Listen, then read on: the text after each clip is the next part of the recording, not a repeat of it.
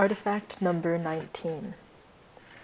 Two lines of the faintest brown, ombre rush, run parallel to one another a short distance along the bumpy wall, which looks smooth only when taken into its full account.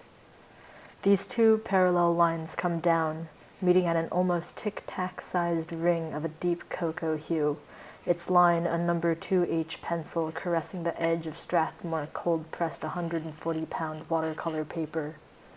The infill, the hazel of an iris, subtle, deep, and longing, mellows into the crevices, leaving splotches of lighter and darker to commingle.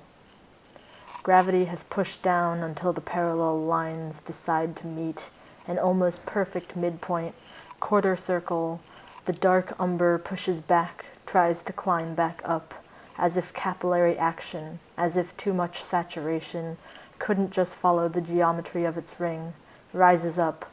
rises, and fades into the iris until it becomes simply a splotch of coffee that was jostled too soon, till the espresso cup tips and turns into the dusty cocoa powder quenched with vodka to make the perfect edible paint that drips along the edge of a painted piped rose, till the chocolate ganache is spread against the cold skin of a granite counter, pressure applied just so that there remains one thick side and one thin side, and a feathered end that disappears into the stone beneath it,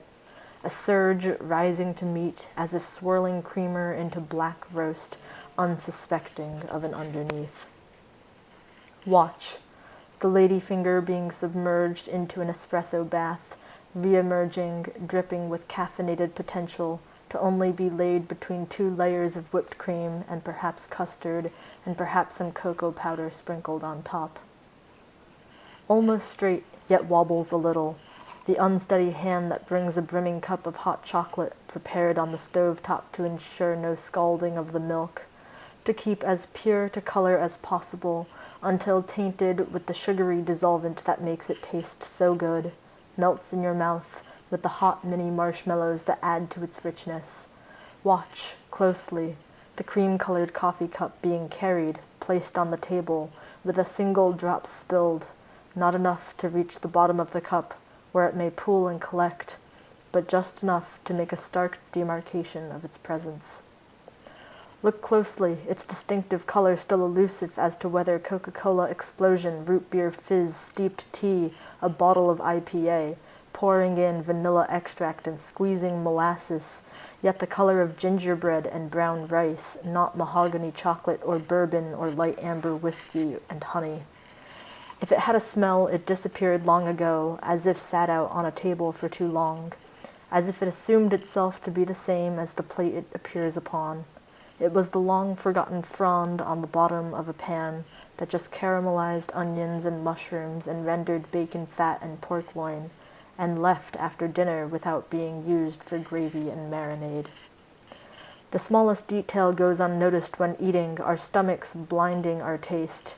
Where the beautiful burnt umber splotches are framing the main dish, a quick smear to make a contrast between creamy buttered mashed potatoes and the stroganoff that lays over it makes all the difference in atmosphere.